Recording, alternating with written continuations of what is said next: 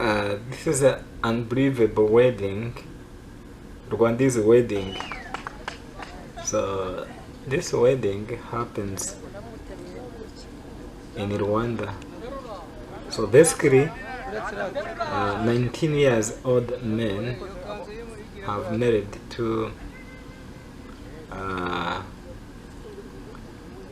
60 years female, and they are planning to have a child together. So this is something, unbelievable. We don't know what causes this to happen.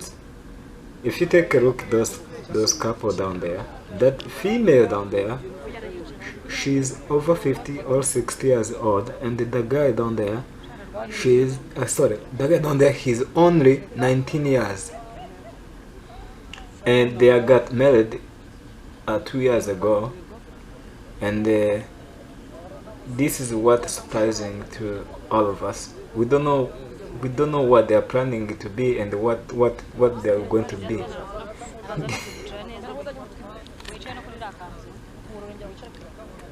Let's take a look and listen to them.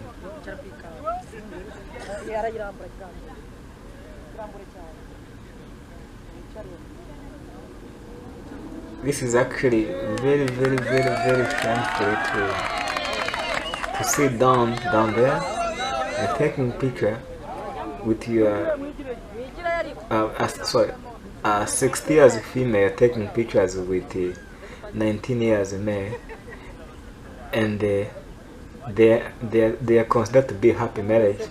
They are kissing each other, and they are not even ashamed for what they are doing. So what will come from there, and what caused that to happen? This is some questions people have to ask themselves.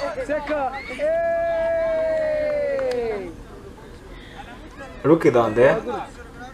The 19 years old man, he's lifting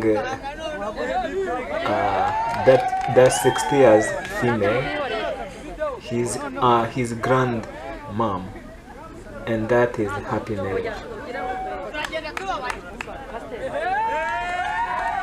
So I think now the orders end.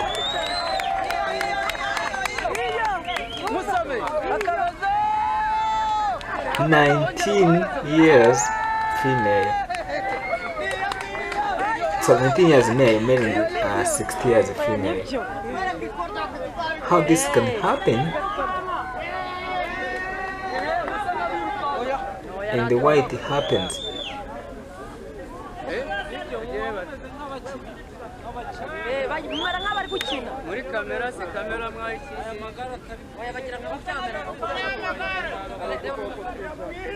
They are playing around and they are not even ashamed for what they are doing. And the whole world is watching. They have called a journalist to come and record the video and take pictures of them doing shamefully act like that. Remember, this is Rwanda, and this happens in Rwanda, and everyone in Rwanda were laughing about it.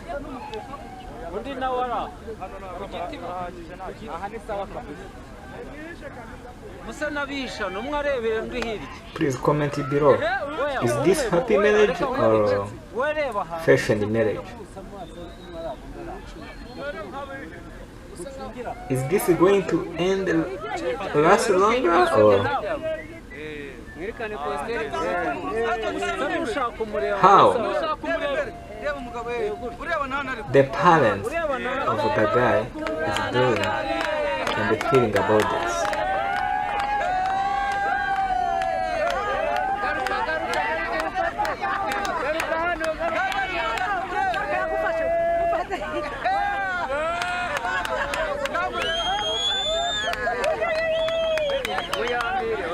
Please explain to me. I'm so surprised to see this act. 60 years female marrying 19 years male, and they sleep together in the same bed, same mattress, and hanging out together. as husband and wife.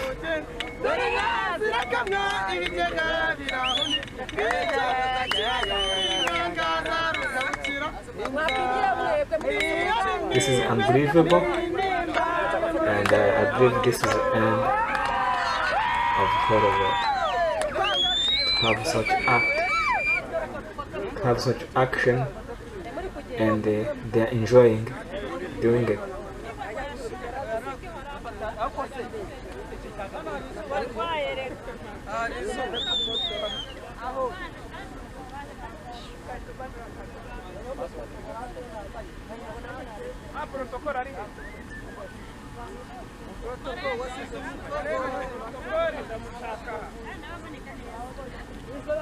And everyone is very, very happy and proud to see them doing like that, like childish. Simply meeting a grandson, kissing a grandson, and sleeping with your grandson, and you are not feeling shame about it.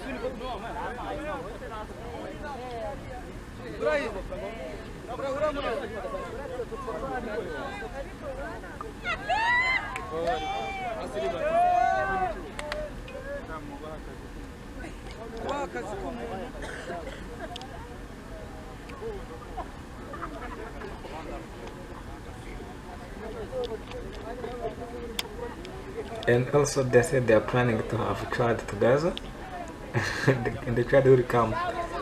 This will, we'll have to wait and see how this will end.